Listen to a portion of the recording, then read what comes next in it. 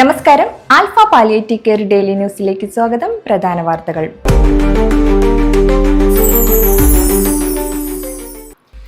Alpha Chalakudy centre joint secretary Mary ലൂവിസിന്റെ മകളും ഇംഗ്ലണ്ടിലെ Artios pharma limited Babraham Cambridge research ക്യാമ്പസിലെ സെൽ സ്ക്രീനിംഗ് ഹെഡും ലബോറട്ടറി മാനേജറുമായ ലെറിൻ ജിയോയും കുടുംബവും സെന്റർ സന്ദർശിച്ച് പുതിയ കെട്ടിടത്തിന്റെ നിർമ്മാണത്തിനായി സംഭാവന നൽകി.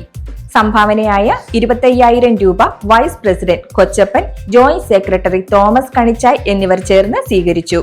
മേരി ലൂവിസും സന്നിഹിതയായിരുന്നു. Alpha palliative care overseas council president Irinjalakuda MG road palace compound സംഗീതത്തിൽ ഗിരീഷ് മേനോന്റെ പിതാവ് രാമൻകുട്ടി മേനോന്റെ 4ാം ചരമവാർഷികത്തോടനുബന്ധിച്ച് ആൽഫ ഉപാസനയിൽ പ്രത്യേക പ്രാർത്ഥന നടത്തി. മാതാവ് ശിവകാമിയമ്മ, സഹോദരി ഭർത്താവ് സുരേന്ദ്രനാഥ മേനോൻ, കെയർ ഗീവർമാരായ മായ, മീന തുടങ്ങിയവർ പങ്കെടുത്തു. ഇതോടനുബന്ധിച്ച് കുടുംബം ഇന്ന് ആൽഫയിൽ ഉച്ചഭക്ഷണവും ഏർപ്പെടുത്തിയിരുന്നു.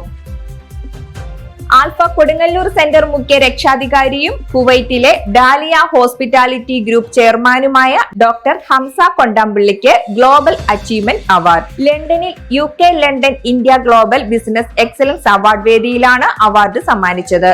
പ്രശസ്ത സിനിമാ താരം പത്മശ്രീ മോഹൻലാലിൽ നിന്നാണ് അവാർഡ് സ്വീകരിച്ചത്. ശ്രീ ഹംസ കൊണ്ടമ്പുള്ളിക്ക് ആൽഫ ഡെയിലി ന്യൂസിന്റെ അഭിനന്ദനങ്ങൾ. Thrissur Puthur government higher secondary സ്കൂളിൽ സ്റ്റുഡൻസ് അസോസിയേഷൻ ഓഫ് പാലിയേറ്റീവ് കെയറിന്റെ നേതൃത്വത്തിൽ ആരിഷ് ക്ലബ് ഉദ്ഘാടനവും പാലിയേറ്റീവ് കെയർ ബോധവൽക്കരണ ക്ലാസും നടത്തി.